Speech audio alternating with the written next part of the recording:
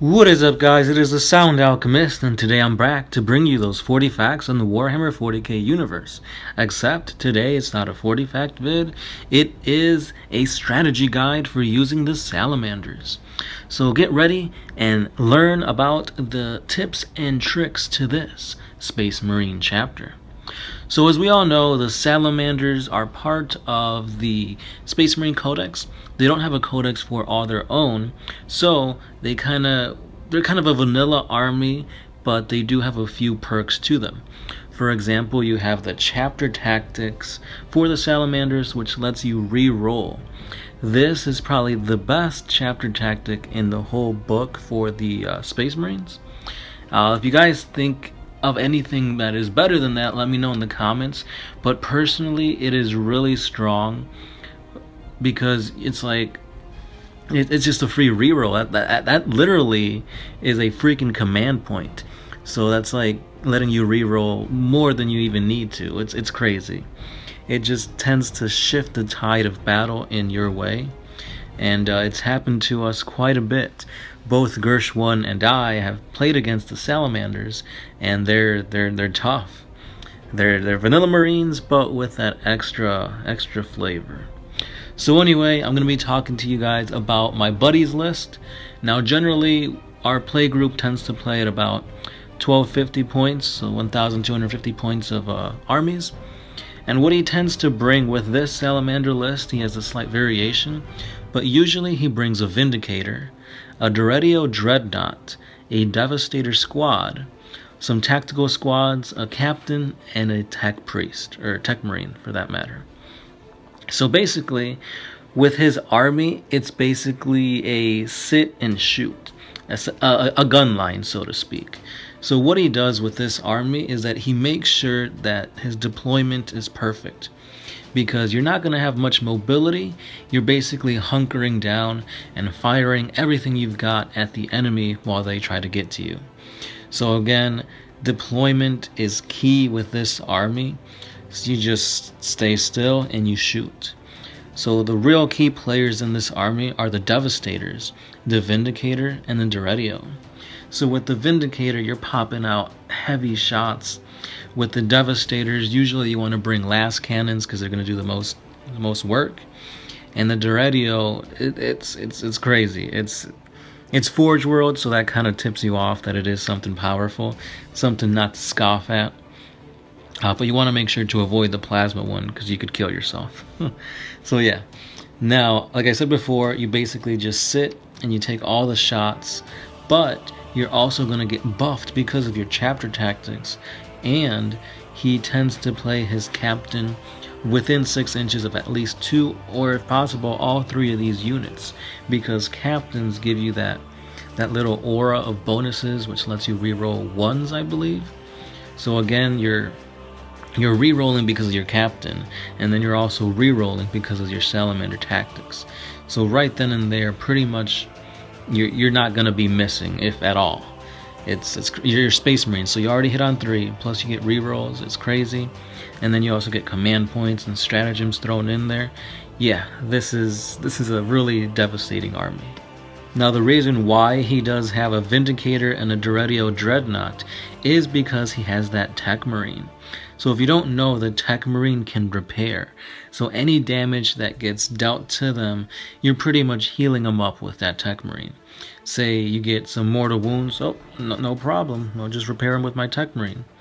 And Tech Marines are going to be placed in the back, so usually you won't be able to see him behind a freaking Vindicator. So it's a bunch of synergy with his army. He gets heavy hitting guys, and he buffs them up with his auras on his Tech Marine, his captain. And then we come to the tactical squads. So tactical squads, they're basically there to claim objectives, or if you're just playing kill points, they provide a nice screen around the rest of your army. So that way, if you do get in close or you deep strike in there, they're basically giving you that cover so that your main shooty squads aren't getting charged, or they're not getting fired at because you have closer enemies to contend to.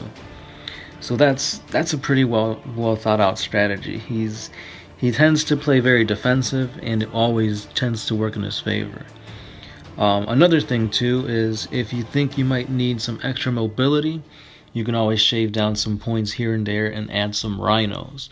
Rhinos can get you where you need to be a lot quicker than foot slogging it.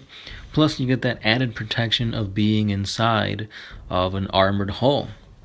Rhinos aren't the easiest to crack anymore.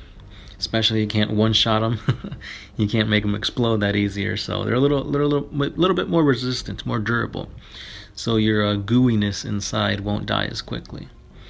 Now, like I said before, Gershwin and I have played against these tactics, the Salamander army, and I always feel like I'm being outplayed and simply outmatched.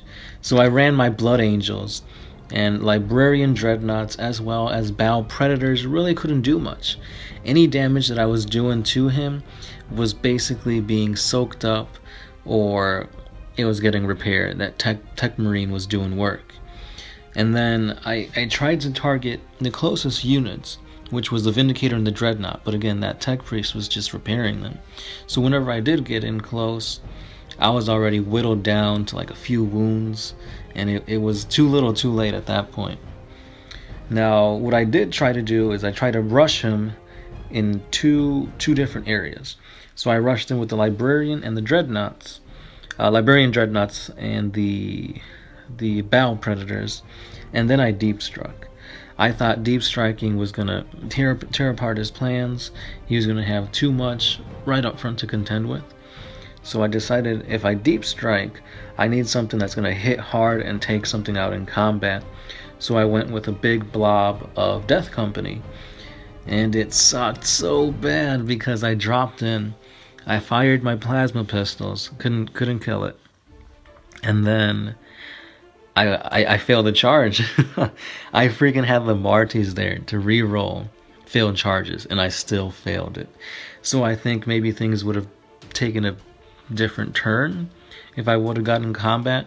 Maybe these tactics wouldn't seem so powerful. But at the end of the day, I couldn't get in there, and then during his next turn, I just got obliterated. Literally everything shot into me. I had like 1 or 2 guys left. It was bad. It was bad. I literally got lit up, and I paid for it. So overall, these are pretty much the tactics that I just wanted to, tell you guys about. If you guys have some better strategies, let me know in the comments below. But yeah, I think me rolling a lot of ones made these tactics look better. But all in all, it's a very well thought out defensive position that he had. Terrain and setting up is key. You kind of have to go into it with, if I set up badly, I'm pretty much losing. So, I mean, it's Salamanders. What can I say? Their chapter tactics are OP, because those rerolls really do come in clutch. So, if you're playing Vanilla Marines and you're going up against Salamanders, it's an uphill battle. But yeah, maybe next time I will get to charge, and maybe his plans will crumble. But for now, defensive positions, Devastators, Vindicator, Duretio, and then basically just have auras, and you're set. Again, guys, this was 1250 points, so the more points you add, the different tactics will change. Maybe having like a Land Raider and moving up with Terminators will do better than just Bow Predators coming at them. Again, guys, if you guys have other topics or other tactics that you have for going against this army, let me know. I do play Grey Knights, Blood Angels, and Tau, so if you guys have a list that maybe would work better against these type of defenses, let me know in the comments below. And yeah, so this is everything I had to talk about for my buddies list.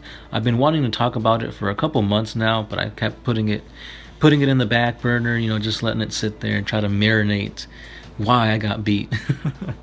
But yeah, so that's pretty much all I have for you guys today. Don't forget to request other topics that you want us to cover. For example, maybe some more Dark Angel lore, or perhaps some Rhinos lore. Again, put it all down in the comments below. And with that, I am the Sound Alchemist, part of One Mind Syndicate, and I will catch you guys tomorrow.